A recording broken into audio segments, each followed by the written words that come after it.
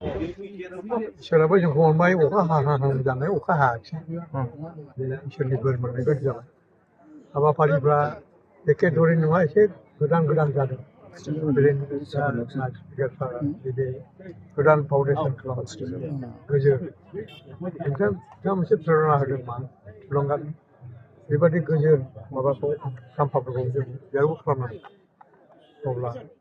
जोंहा बयहाबो गोसोआव मोनसे दाद खोमथा बे साननाया फैगोन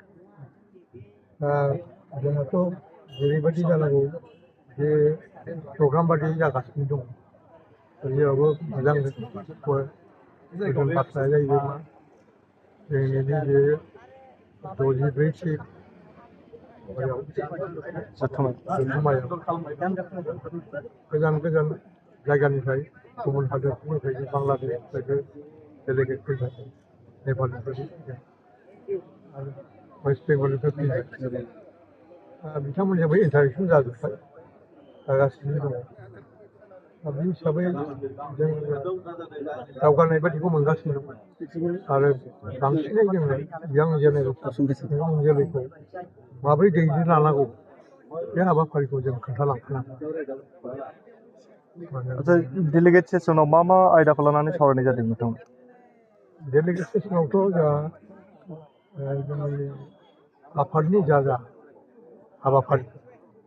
बेखौ बावजोब्बाय अर्गानाइजेसनाव बांसिन आरो दिनै दंबायो मा मा जोंहा डेलिगेटफ्रा मा मा समयसा दिन्थियो बिजाबै जोबाखै ओंखायनो जों जेबो रेजलिउसन जाथ'ला दिनै मोनसे अन्थाइनि दानख'नाय गोजोर बर' थुनलाइ आफादनि खाम्फाखौ बेखेवबाय सार मा बुंगोन सार बेनि सायाव बेखौ जोंखौ थुलुंगागोन जोंनाथ' खामानिफ्रा गासिबो माने टेम्परारि बादिजोब बे टेम्परारि भाबा जोंहा जेबो बेबायदि गोजोर जिनिसखौ लाबोबाय बयबो जोंनो खालामो ब्रिटिशफ्रा मोनसे खोथा होनोमोन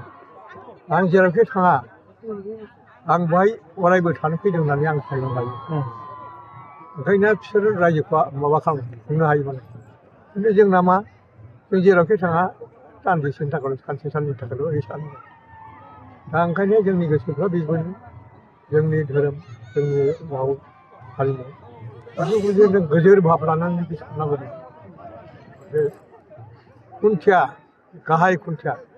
बे जिनिसा थायोबा मोजां आरो गाहाय खुन्थिया माबोरै बादि जानांगौ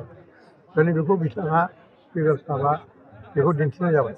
बे राजस्रिनिफ्राय गोजोर अन्थाइ लाबोनानै बे खाम्फाखौ जे खालामो बेथ' गोजोर जानानै थासिगोन बे बयनिबो थाखाय एग्जाम्पोल जागोन आच्छा गिबि मन्थ्रिया गाबोन अपेन सेसनाव बाहागो लाफैगोन बिथांनिफ्राय माबायदियै बिथाङाथ' गाव जेखौ गोसो बेखौसो बुंफैगोन थेवबो जों आसा खालामदों जिहेथु गोबां बर' बिजोंनि जेंनाफोर दङ जों खोनासंनोसै गाबोन